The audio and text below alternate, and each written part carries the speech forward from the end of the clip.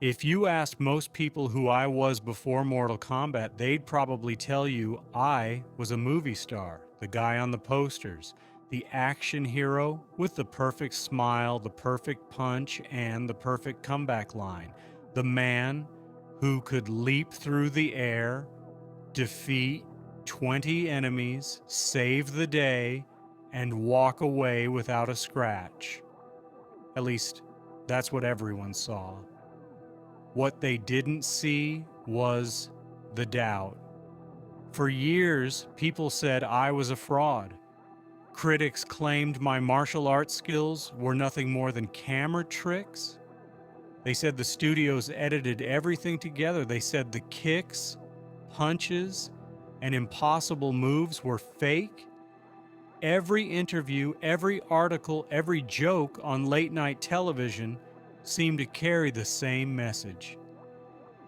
Johnny Cage wasn't a real fighter. I laughed it off in public. Inside, it drove me crazy. I spent years training, years proving myself. Yet no matter how successful I became, there was always someone waiting to remind me that I was just an actor. Then came the invitation, a mysterious tournament on a remote island. At first, I thought it was exactly what I needed. One competition, one opportunity to prove everyone wrong. I imagined defeating the world's greatest fighters and finally silencing every critic who had ever questioned me. I couldn't have been more wrong. The moment I arrived, I knew this wasn't some ordinary martial arts event. The fighters were different. The atmosphere was different. There was a weight in the air that I couldn't explain. Every person I met carried themselves like they were preparing for something much bigger than a tournament. They weren't worried about trophies, endorsements, or headlines. They were worried about survival. At first, I still treated everything like a performance. I cracked jokes. I flashed my smile. I made sure everyone knew exactly who Johnny Cage was. That was my armor. As long as people were laughing, they couldn't see what I was really feeling. But the deeper I went into the tournament, the harder it became to pretend. I witnessed things that shattered everything I thought I knew about reality. Warriors with impossible abilities, creatures that shouldn't exist, forces that could destroy entire worlds. Suddenly, proving a few critics wrong didn't seem very important anymore.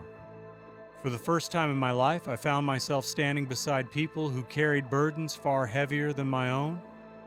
Liu Kang wasn't fighting for recognition. Sonya Blade wasn't chasing fame. Raiden wasn't concerned with public opinion. They were fighting for Earthrealm. For everyone, for everything. And while they focused on saving the world, I kept hearing a question in the back of my mind. What am I doing here? I wasn't a chosen warrior. I wasn't a mystical champion. I wasn't a god. I was a guy from Hollywood who had spent most of his life making sure cameras captured his best angle. Yet every time the fighting started, I found myself stepping forward anyway. Not because I wasn't scared, because I was. Terrified. Every battle reminded me how small I really was. Every opponent showed me a new level of danger. Every victory came with bruises that no makeup artist could cover. The funny thing about fear is that it strips away all the things you hide behind. When you're facing impossible odds, nobody cares how famous you are. Nobody cares how much money you've made. Nobody cares how many people know your name. All that matters is who you choose to be when everything is on the line. That's when I started changing, not overnight, not all at once, little by little, fight by fight. I stopped worrying about proving myself to strangers. I started worrying about protecting the people beside me. I stopped chasing applause. I started earning trust. And trust means a lot more than applause ever will, because applause disappears the moment the show ends. Trust stays. I learned that real heroes don't always look heroic.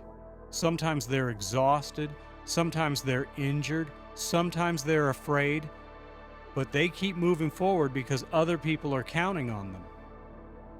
That's the lesson Mortal Kombat taught me. Not how to fight, not how to win, how to sacrifice, how to stand your ground when running would be easier, how to put something bigger than yourself first. People still see the sunglasses, they still hear the jokes, they still think of Johnny Cage as the cocky action star who never misses a chance to make an entrance.